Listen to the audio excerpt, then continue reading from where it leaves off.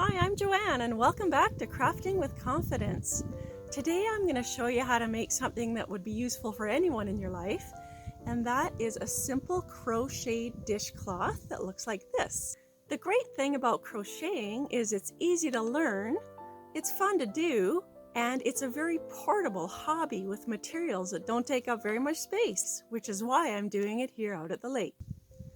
The nice thing about crocheting is that you can do it almost anywhere. So what are you making? I am making a crochet that he was going to do this, and so yeah, that's great. That's pretty amazing.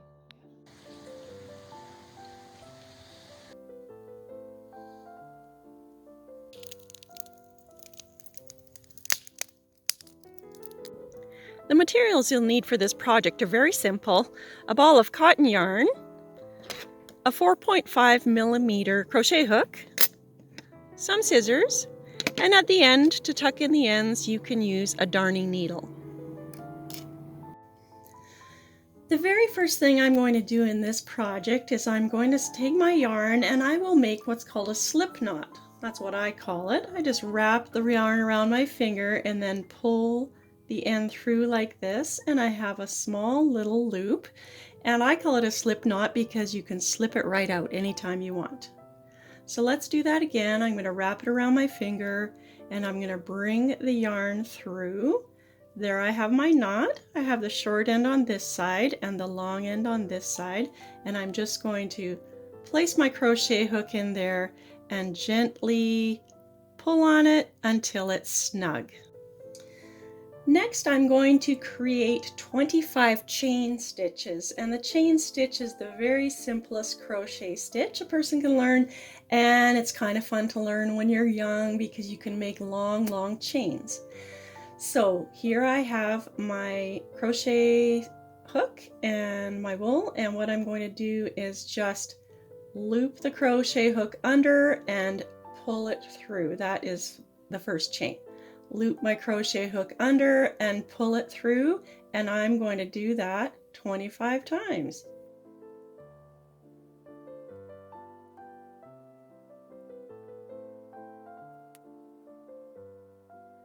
"23, 24, 25. There, I've got 25 stitches in the chain stitch.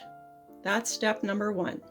The main stitch this dishcloth is made from is called the single crochet. So now we're going to do the single crochet on top of my chain stitch. So here I have my 25 chain stitches. I'm going to skip the very first one that I see next to my crochet hook, and I'm going to go to the top of the second chain, put my crochet hook through. I'm going to grab the yarn and pull it through just the first loop, and then I'm going to grab the yarn again and I'm going to pull it through the two loops. That's called a single crochet. Now I'll go to my next free loop, put my crochet hook through, pull through my yarn, and then grab some more yarn and pull it through both. Let's do a few more.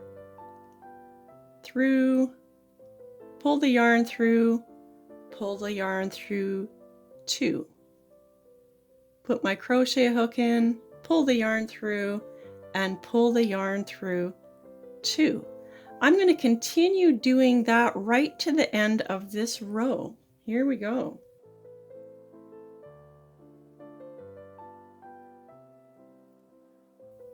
You can see my project is starting to curl up just a little bit, but don't worry about that. We're going to straighten that out in just a minute. First, we'll finish this row.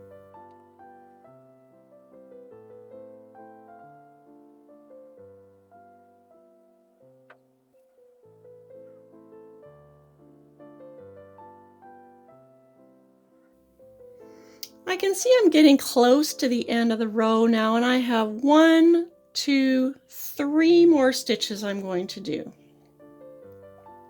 1, 2. The last one looks a little tighter, so I might have to fiddle around with it a little bit to get my hook through. There we go. and I finished my single crochet. Now let's have a look at this. If I straighten it out, I've got a good first row to my dishcloth. I'm now ready to turn this project and do the next row going the other direction, but first I'm going to do one chain stitch at the end, and then I'm going to turn my project around so it goes the other way. Now again, when I do my first single crochet, I'm going to skip the first stitch that I see, and I'm going to go into the second stitch, and I see there are actually two parts to that second stitch, 1, 2, that I'm going to go through. I'll pull my yarn through once, and then I'll pull my yarn through the 2. Let's do that again. I'll put my crochet hook through both of these stitches, pull my yarn through once, and pull it through the 2. I'm going to continue on doing this single crochet stitch all the way until I get towards the end of this row again. Here I am getting towards the end of the second row, and as you get to the end you may be asking yourself, well, how do I know which is the last stitch? So I'm going to show you. I'm going to keep going, making my single crochet,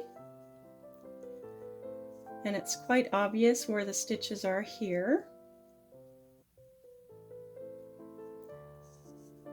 And there's one, and there's another one. I see I have one more at the end like that. I'm going to pull that through. There.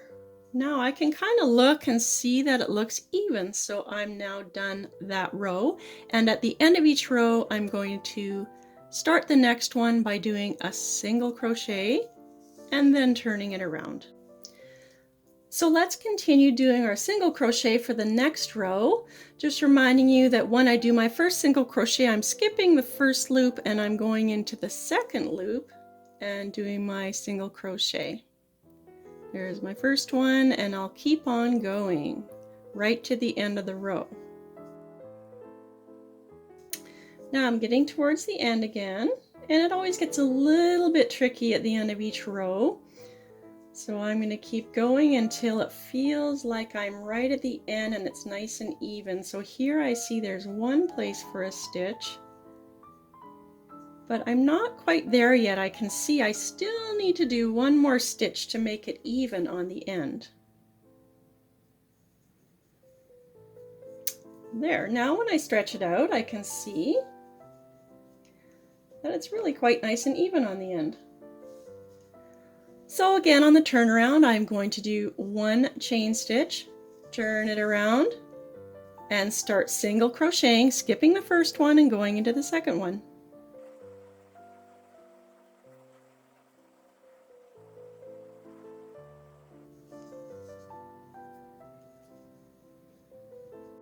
If I compare what I've done so far, I'm on my third row now, to a finished dishcloth. I can see I'm coming along quite well and making good progress. So I will continue on right to the end, keeping in mind that at the very end I have to be sure I do enough stitches so that my project doesn't get narrower. Nor do I want to do extra stitches so that my project gets wider. When I get to the end here, I can see, I'm not quite done. It's going to get narrower, which means I need to make one more stitch. There we go. As you work away on your project, you may be wondering, well, how many times do I go back and forth to make a square? Well, it really depends on the size of your stitch and so on. So what I would recommend is you keep going until you're roughly at a square and just measure it so it is square. I happen to do 27 back and forths on this practice project here, and I'm going to continue on working on this one, and I'll let you know how many times I went back and forth to create the square. So it looks like I'm getting to be, gosh, almost more than halfway through my project. That's taken me maybe about half an hour to do so far. If you're a beginning crocheter, it will probably take longer, and if you're an expert, you'll probably have that done in a lot less time than I have. Now what I love about crocheting is that if your needle slips out, let's say you're packing it on the plane and you want to do a little crocheting, the worst thing that can happen is you lose a few stitches. And it's super easy to just pick up where you left off and keep going. One of the benefits of this particular craft. I've now got my crocheted square, so it's a good square shape this way and this way. And what I want to do to finish it off is to do a single crochet around the outside of all 4 sides, and that will just give my project a nice finished look like this one. So what I'll do is I'm going to pivot my project, and I'm just going to keep crocheting around the corner. When you come to a corner like this, you're actually going to have 3 single crochets in that corner. I've already had 1, so I'll do 2 more. And now on each of these side stitches, they're equivalent to 2 rows, so I'm going to do 2 stitches in each of those. You can kind of figure it out as you go how many stitches you need. So on this side, I will do 2 stitches for each opening, 2 single crochets, and I'll do that to the end of the row. I'm now back at the corner again, and I'm going to do 3 single crochets in the corner loop to create a nice smooth rounded corner. Oops.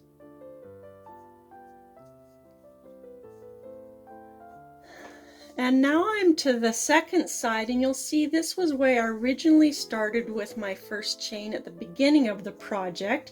So I will do 1 single crochet in each of these stitches that I see at the bottom. And I will do my single crochets all the way across this second side. I've now finished off the second side of my project, and I'm going to, on the third corner, do 3 stitches. You can see this is the part where I started. I'm not going to worry about that yarn dangling there right now, because later I'll be tucking that in. I'll do my 3 stitches to make the corner look nice. 2, 3. And here along this side again, it looks like those are bigger, wider stitches that each cover 2 rows, so I'm going to do 2 stitches in each of those. And I'll continue across until I get to my 4th corner over here. When I get to the 4th corner, you'll notice that my 4th side already looks pretty nice and finished from the last row I did there, so I don't really need to stitch across this one again, although I could if I wanted to, but I think mine looks pretty good. So what I'm going to do is finish off with a couple of stitches here until it looks like a fairly nice corner. I'm going to do the 3 in the corner again. And what I'm going to do now, because that one looks smooth, is I am just going to end my project. So I'll pull out my crochet hook and snip it off, and I will pull that yarn through and pull it tight. The last step will be to tuck these in. So I have 2 ends to tuck in, this one, and I like to use a darning needle. A darning needle has a nice big opening on one end, so it's easy to put yarn through it, and it's a little bit blunt on the other end so that you don't get hung up on things. What I'm going to do is I'm going to back up through my project. So if I want to pull this blue one through, I'm going to take the end of my darning needle and work my way through some of the stitches backwards. Then I'm going to put my yarn into the needle and like this, pull it through, and now I'm going to pull it through my project and clip it off. That just tidies it up, and I'll do the same to the other side. And there's my finished project. There's not really a right side or a wrong side. It looks good on both sides. And I'm all ready to give that away or use it in my kitchen. You may be wondering why we use cotton yarn for this kind of project. Well, that's really simple. It's just really absorbent, and that's what works best when you're using a dishcloth. You want to be able to clean up those spills really well. Another question people might ask about their cotton dishcloth is, how do I wash these? Well, that's really easy. You just throw them in the laundry with your other towels and dishcloths, and they'll come out nice and clean in the end. You also might wonder how long one of these dishcloths will last. Well, that really depends on how many times you wash it, how heavily you use it, and so on. But I've had some of these for quite a few years and they're still working out just fine. One of my favorite things about these cotton dishcloths is they make great gifts for your family, for your friends, or maybe for some of your colleagues. I've just wrapped them up here in a little bit of ribbon, and I think I'll be giving them away pretty soon.